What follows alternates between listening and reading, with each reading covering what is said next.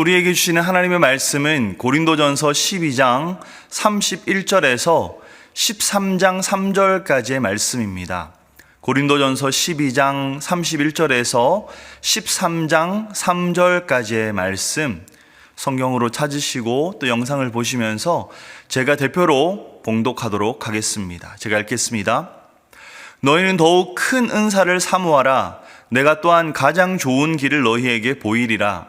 내가 사람의 방언과 천사의 말을 할지라도 사랑이 없으면 소리나는 구리와 울리는 꽹과리가 되고, 내가 예언하는 능력이 있어 모든 비밀과 모든 지식을 알고 또 산을 옮길 만한 모든 믿음이 있을지라도 사랑이 없으면 내가 아무것도 아니요. 내가 내게 있는 모든 것으로 구제하고 또 내 몸을 불사르게 내줄지라도 사랑이 없으면 내게 아무 유익이 없느니라. 아멘. 오늘 본문은 고린도전서 12장에서 14장까지 이어지는 은사라는 주제 가운데 주어진 말씀입니다. 은사, 여러분들은 어떤 은사를 갖고 계십니까? 성령님께서 주시는 아주 다양한 은사들이 있습니다. 섬김의 은사, 관계를 맺는 은사, 리더십의 은사, 말씀의 은사, 방언의 은사, 치유의 은사 등등, 우리가 태어나면서 또는 자라면서 또는 예수님을 믿게 되면서 하나님께서 우리 속에 심어주시고 또 개발해 가시는 여러 은사들이 있습니다. 그렇다면 혹시 이런 다양한 은사들 중에 더 큰 은사 또는 반대로 더 작은 은사가 있습니까? 어떤 은사는 더 가치 있고 더 높고 더 좋은 은사가 있나요? 오늘 본문은 그렇다고 이야기합니다. 본문 고린도전서 12장 31절은 더욱 큰 은사 그리고 가장 좋은 길이 있다고 기록하고 있습니다. 도대체 이 말씀의 의미는 무엇입니까? 오늘 본문 속 고린도전서 13장은 특별히 한 은사를 강조하고 있는데요. 바로 사랑이라는 은사입니다. 더욱 큰 은사와 가장 좋은 길은 바로 사랑이라는 것이죠. 오늘 본문이 이야기하는 이 사랑이라는 은사에 대해 함께 나누어 보도록 하겠습니다. 오늘 본문이 있는 고린도전서 13장은 성경에서 참으로 유명한 장입니다. 히브리서 11장이 믿음장이라는 별명을 갖고 있다면 고린도전서 13장이 갖고 있는 별명은 무엇입니까? 네, 바로 사랑장입니다. 사랑에 대한 깊은 설명이 담겨있는 장이기 때문에 붙은 별명이죠.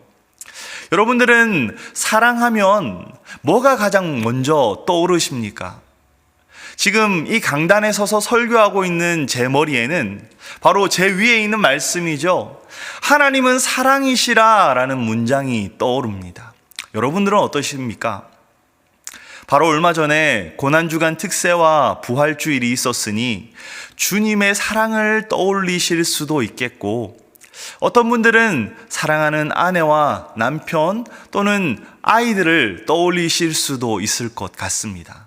아니면 그 옛날 이루어지지 않은 첫사랑이 생각나시나요? 세상은 정말로 사랑 이야기로 가득합니다. 영화 속에서는 차갑고 잔인했던 조폭도 사랑 때문에 따뜻하게 변하고, 드라마 속 자기밖에 모르던 왕자병 말기 환자도 사랑 앞에 사람이 되어 갑니다. 소설 속에도 노래 속에도 사랑은 영원한 주제이지요. 그런데 이 사랑은 우리 하나님에게도 참 중요한 것입니다. 고린도전서 13장 1절에서 3절은 이 사랑을 다른 은사들과 비교하면서 하나님께서 이 사랑을 얼마나 가치 있게 여기시는지를 이야기하고 있는데요. 우리 먼저 오늘 본문 13장 1절 말씀을 한 번 더 읽어보실까요? 13장 1절 말씀 제가 읽겠습니다. 내가 사람의 방언과 천사의 말을 할지라도 사랑이 없으면 소리나는 구리와 울리는 꽹과리가 되고, 오늘 본문 1절은 사람의 방언과 천사의 말을 사랑과 비교하고 있습니다. 여러분들도 아시다시피 고린도 교회는 참으로 은사가 많이 나타난 교회였습니다. 그 중에는 방언의 은사도 있었죠. 여러분, 사실 어떤 은사들은 그 은사를 받게 되어도 그것이 하나님께서 주신 건지 잘 모를 때가 있습니다. 자라면서 내 안에 서서히 준비되고 개발되는 은사들은 그냥 내가 가진 능력이라고 생각하기가 쉽죠. 하지만 방언이라는 것은 전에는 전혀 하지 못했던 이상한 말이 갑자기 내 입에서 튀어나오는 것이지 않습니까?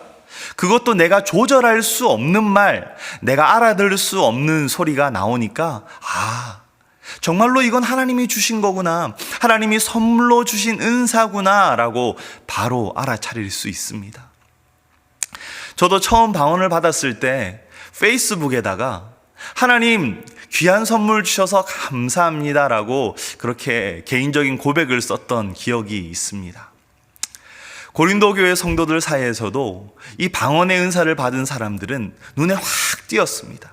다 같이 모여서 기도하다가 갑자기 이상한 소리로 기도를 하니까 사람들 눈에 분명하게 보이는 외적인 증거가 있었던 것이죠. 그런데 그들 중에 교만한 마음을 품게 된 사람들이 있었습니다. 이 방언이 마치 하나님께 받은 어떤 특별한 은사이고, 그래서 자신이 방언을 받지 못한 사람들보다 더 뛰어나다라는 생각을 했던 것이죠. 사도 바울은 이들의 그릇된 생각을 꼬집어 바로 잡아줍니다. 너희가 아무리 대단한 방언을 하고 천상의 말, 천사의 말을 한다고 해도 너희들에게 사랑이 없다면 그건 그냥 시끄러운 쇠 두들기는 소리일 뿐이라는 것입니다. 여러분, 2010년 남아프리카 공화국이 열렸던 월드컵을 기억하십니까? 그때 유명해진 악기가 있었는데 바로 부부젤라라고 하는 나팔이었습니다. 얼마나 소리가 크고 시끄러운지 심판들의 휘슬 소리가 안 들린다고 선수들이 항의하기도 했던 그런 악기였죠. 이 부부젤라의 소리가 얼마나 큰지 테스트를 해봤는데요. 사격장의 소음 소리, 기차가 지나가는 소리, 전기톱 소리보다 더 크고 마치 나이트클럽이나 항공기의 이륙 소음과 비슷했다고 합니다. 사도 바울은 아무리 대단한 방언을 해도 거기에 사랑이 없으면 이런 부부젤라와 같이 남들을 거슬리게 하는 알아들을 수 없는 소음에 지나지 않는다고 말하고 있는 것입니다. 이번에는 우리 함께 2절 말씀을 읽어보실까요? 2절은 이렇게 이야기하고 있습니다. 내가 예언하는 능력이 있어 모든 비밀과 모든 지식을 알고 또 산을 옮길 만한 모든 믿음이 있을지라도 사랑이 없으면 내가 아무것도 아니요. 아멘. 이제 2절은 예언과 믿음의 은사를 사랑과 비교합니다. 하나님께서 예언의 은사를 주셔서 모든 비밀과 모든 지식을 안다고 해도 사랑이 없으면 아무것도 아니다. 또 산을 옮길 만한 큰 믿음이 있다고 해도 역시나 사랑이 없다면 아무것도 아니다. 이렇게 이야기하는 것입니다. 여러분, 여기서 예언이란 하나님께서 특별히 앞으로 일어날 일들을 미리 알려주시는 것도 있지만, 또한 이 예언은 하나님의 말씀인 성경을 깨달아 아는 것을 가리키기도 합니다. 여러분, 그렇지 않습니까? 성경은 주님께서 주시는 구원과 하나님이 사람으로서 우리가 어떻게 살아가야 하는지에 대한 모든 지식과 지혜를 다 알려주시는 책입니다. 이 말씀대로만 살 수 있다면 그것은 하나님의 인도하심을 따라 하루하루를 살아가는 것이 될 것입니다.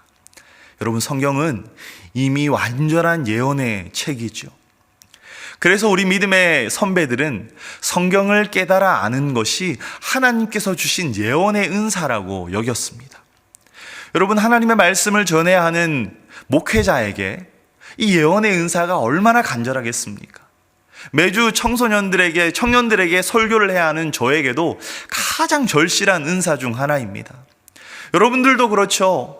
성경을 펼치실 때마다 막 그 성경을 통해서 하나님의 음성이 들려오고 말씀이 깨달아지고, 그래서 내가 가지고 있는 삶의 문제에 대한 하나님의 인도하심을 받을 수 있다면 얼마나 감사한 일이겠습니까? 그런데요, 하나님은 거기에 사랑이 없다면, 이 예언의 은사가 사랑과 함께하지 않는다면 공기 중에 떠다니는 먼지만도 못하다고 하십니다. Nothing, 아무것도 아니라고 말씀하십니다. 산을 옮길 만한 큰 믿음도 마찬가지입니다. 마태복음과 마가복음을 보면 예수님께서 산을 옮길 만한 믿음에 대해 말씀하시지요. 이 얼마나 대단한 믿음이고 능력입니까? 내 믿음 때문에 산이 아니라 여러분 조그만하게 쌓아놓은 모래만 조금 옮겨가도 아마 난리가 나지 않겠습니까? 사람들 사이에서 기적이 일어났다면서 사람들이 소문을 내고 난리가 나겠죠. 여러분, 그런데 이런 대단한 믿음이 있다고 해도 사랑이 없으면 nothing, 아무것도 아니라고 말씀합니다. 오히려 이런 믿음, 이런 능력에 사랑이 빠져 있을 때 심각한 부작용을 초래하는 것을 우리는 살아가며 종종 보곤 합니다. 아무리 대단한 능력이라도 사랑이 없으면 그것은 단지 자기 사리 사욕을 위해 남들에게 상처를 주는 도구에 지나지 않을 뿐입니다. 우리는 이미 큰 능력이 얼마나 더 파괴적인 결과를 낳을 수 있는지 역사를 통해 또 우리의 실제 경험을 통해 알고 있습니다. 결국 능력도 믿음도 사랑과 함께 할 때 빛을 발합니다. 마지막으로 3절 말씀을 함께 읽어보겠습니다. 3절은 이렇게 이야기합니다. 내가 내게 있는 모든 것으로 구제하고 또 내 몸을 불사르게 내어줄지라도 사랑이 없으면 내게 아무 유익이 없느니라. 아멘. 여러분, 이제 이 3절은 사랑과 무엇을 비교하고 있습니까? 내게 있는 모든 것을 다 주어서 다른 사람들을 돕는 구제, 그리고 내 몸을 남을 위해 불사르게 내어주는 헌신을 사랑과 비교하고 있습니다. 여러분들 중에는 이 먼 미국 땅까지 와서 고생하며 성공하신 분들, 또 이제 어느 정도 안정적인 삶을 사시는 분들이 계실 것입니다. 얼마나 많은 땀과 노력을 들이셨습니까? 그런데 갑자기 하나님께서 은혜를 아주 세게 주셔가지고 내 마음에 어떤 큰 감동이 있는 거예요. 갑자기 가진 집을 팔고 땅을 팔고 은행에 있는 돈을 다 털어서 저 아프리카에 사는 굶고 있는 불쌍한 아이들을 위해서 전 재산을 기부했다고 생각을 해보십시오. 또는 어느 집에 불이 나서 이미 불이 온통 활활 타오르고 있는데 집안에 남겨져 있는 한 아이가 있다고 상상해 보시겠습니까? 그 사람을 구하기 위해 담요 하나 뒤집어 쓰고 불구덩이에 뛰어든다고 생각해 보십시오. 이 얼마나 살신성인 대단한 희생의 모습입니까? 너무나도 수준 높은 헌신입니다. 하지만 이런 가장 숭고한 자기 희생을 보여준다고 하여도 여기에 사랑이 없다면 그것 또한 아무런 유익이 없다고 오늘 본문은 이야기합니다. 여러분, 역사상 어려운 사람들을 도와준 참 많은 사람들이 있었습니다. 그 중에 마더 테레사라는 분도 그 중에 한 분이실 것 같습니다. 1950년 사랑의 선교회를 설립해 인도를 중심으로 45년간 빈민과 병자, 고아들을 돌보는 일에 평생을 헌신한 분이셨습니다. 그러니 마더 테레사가 이런 말을 남겼다고 합니다. 세상에는 빵 한 조각 때문에 죽어가는 사람도 많지만 작은 사랑도 받지 못해서 죽어가는 사람은 더 많다. 얼마나 많이 주느냐보다 얼마나 많은 사랑을 담느냐가 중요하다. 어려운 이들을 돕는 일에 그 누구보다 헌신했던 분도 역시나 사랑이 이렇게나 중요하다는 것을 아셨던 것 같습니다. 여러분, 우리는 그리스도인들입니다. 예수님의 마음과 생각, 그리고 주님의 삶의 방식을 따라가는 사람들이죠. 그래서 우리에게 성경이 말하는 사랑이라는 것이 때로는 참 부담스럽게 다가오기도 합니다. 하나님을 전적으로 사랑하고 이웃을 내 몸과 마음을 다하여 사랑하라고 하신 말씀, 원수까지도 사랑하라고 하시는 예수님의 말씀이 때로는 불가능하게 느껴질 때도 있는 것 같습니다. 하지만 여러분, 우리 속에는요, 무한한 가능성을 가진 사랑의 씨앗이 심겨져 있습니다. 물을 주고 햇빛을 쬐이고 거름을 주며 적절하게 키우기만 한다면 거목과 같이 많은 사람들이 쉬어갈 수 있는, 많은 사람들이 위로받을 수 있는 커다란 사랑의 나무로 자랄 수 있는 가능성이 우리 속에 있다는 것입니다. 왜냐하면 우리는 세상 그 무엇과도 비교할 수 없는 큰 사랑을 통해 구원받은 사람들이기 때문입니다. 우리 속에는 이미 그 무엇으로도 끊을 수 없는 큰 사랑이 심겨져 있기 때문입니다.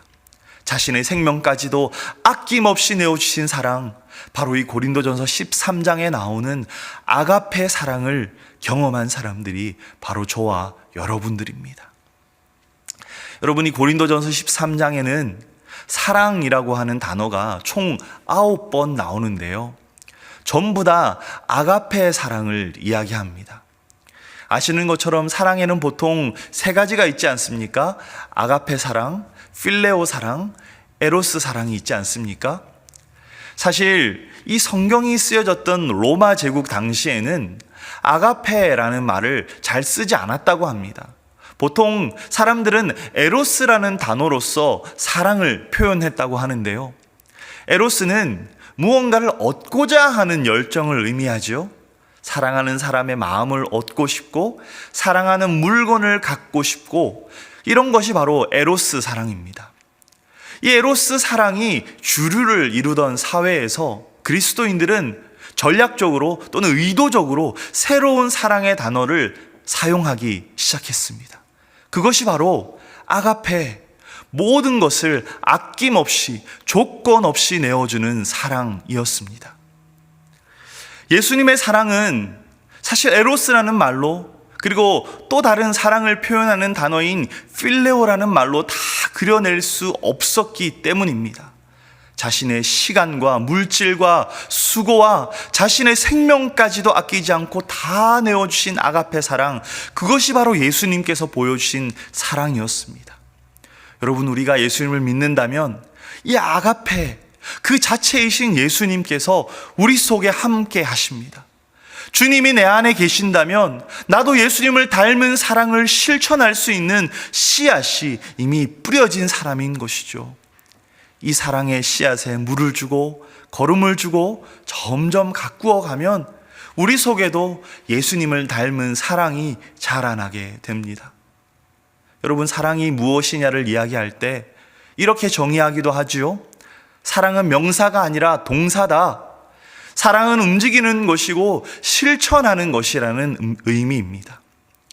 제가 TV 드라마 중에 참 감동 깊게 봤던 드라마가 있는데요, 슬기로운 의사생활이라는 드라마입니다. 이 드라마에는 5명의 의사들이 주인공으로 등장합니다. 다들 실력 있고 돈 있고 남부러울 것 없는 삶을 살아가는 사람들이죠. 각자가 가진 아주 건강한 취미 생활들도 있습니다. 이 5명이 함께 밴드를 만들어서 멋진 음악들을 연주하고 또 노래하면서 스트레스를 함께 날려버립니다. 그런데요, 결국 이들의 삶을 지탱하는 것은 사랑입니다. 서로를 챙겨주고 마음 써주고 도와주고 그렇게 더불어 사랑하며 살아가는 것이 그들의 삶의 원동력이었습니다. 여러분, 우리도 마찬가지 아닙니까?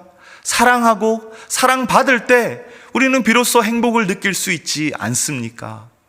작은 사랑의 섬김, 세심한 사랑의 배려, 따뜻한 사랑의 말 한마디를 행하고 실천할 때, 그 사랑을 주고받을 때 우리 안에 행복이라는 단어는 더 선명해집니다.